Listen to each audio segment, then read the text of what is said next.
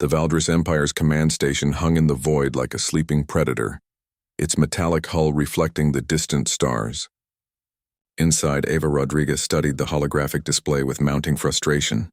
3 cycles had passed since the unknown vessel had first appeared on their scanners, and still, it remained an enigma wrapped in impossibility. "Commander, the vessel is accelerating again," reported Luis Chen from the tactical station, his voice tight with disbelief. "Current velocity. It's exceeding .7 light speed." Without warp fields, Eva's jaw clenched. The Valdris had ruled this sector for 12,000 years, their technology unmatched by any known civilization. Yet here was a ship, smooth, asymmetrical, and disturbingly silent, that defied every physical law they understood. "That's impossible," muttered Zekthor, the Valdris military advisor, his 4 eyes blinking in sequence. "No civilization achieves relativistic speeds without generating detectable warp signatures. The energy requirements alone are apparently not a concern for whoever built that thing," Eva interrupted, her Earth accent still noticeable despite years serving in the Empire's auxiliary fleet. She had been one of the first humans integrated into Valdris command structures after Earth's discovery 20 years ago. A primitive world, they'd called it, barely capable of reaching its own moon. Luis manipulated his console, and new data cascaded across the screens. "Commander, I'm picking up something else. The vessel's hull material. Our sensors can't penetrate it. It's absorbing or deflecting every scanning frequency we emit." Eva leaned forward, her dark eyes narrowing. Humanity had been the Empire's most recent conquest, added to the collection of 17 species that served the Valdris. Humans were considered useful, adaptable, creative in unconventional ways, but ultimately inferior. Yet Eva had learned something during her integration, training that the Valdris seemed to have forgotten. Sometimes the greatest threat came from the unexpected. "Establish a communication channel," she ordered. "All frequencies." Zekthor's feathers ruffled with concern.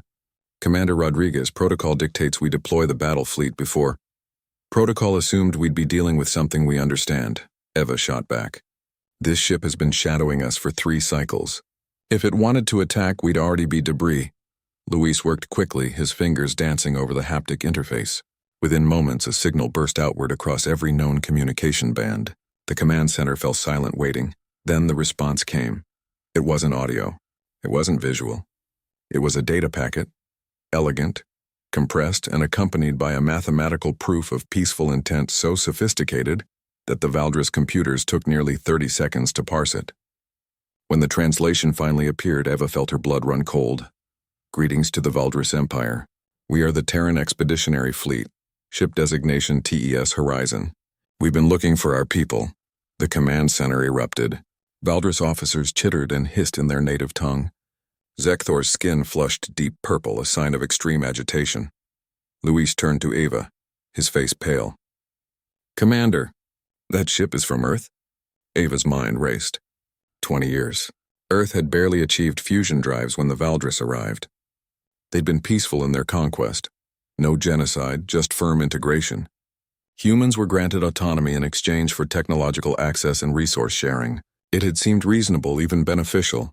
But what if Earth hadn't stopped advancing? Another message arrived, this time with visual accompaniment. A human face appeared on the screen, weathered, confident, with cybernetic enhancements that made Eva's standard neural implants look like stone tools. "This is Captain Marcus, Webb of the Terran Expeditionary Fleet. We've traveled 117 light years, tracking the signature of Valdris scout ships that visited Sol system in 2005. We're here to evaluate the situation of our people within your empire." Zekthor found his voice. "This is preposterous. Earth is a level 2 civilization. They don't possess faster than light capability." Captain Webb smiled, and it wasn't friendly. "You visited us 20 years ago with your technology. Did you think we'd just accept it and remain stagnant? We're human. We adapt, we improve, we evolve." Eva's heart pounded. She understood now. The Valdris had made a critical error. They'd shown humanity what was possible, then assumed human nature would remain docile. But humanity's greatest strength had always been its refusal to accept limitations.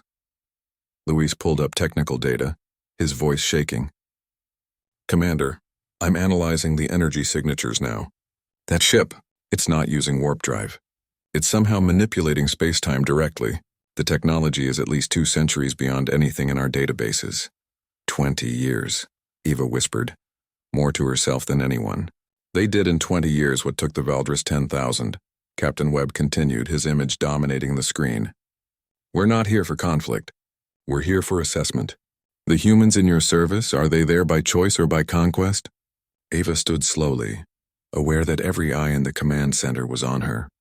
She was human, yes, but she'd sworn an oath to the Valdris Empire. Yet as she looked at that impossible ship, at the face of a man who represented a humanity she'd thought lost to the stars, she realized the galaxy had just shifted beneath everyone's feet. Captain Webb, she said carefully, perhaps we should discuss this face to face. The smile on Webb's face widened. We'd like that, Commander Rodriguez.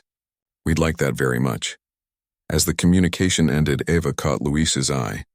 He nodded slightly, understanding passing between them. The Empire had been on edge since that unknown vessel appeared. Now they'd discovered the truth. Humanity had returned, and they hadn't come back as subjects. They'd come back as equals.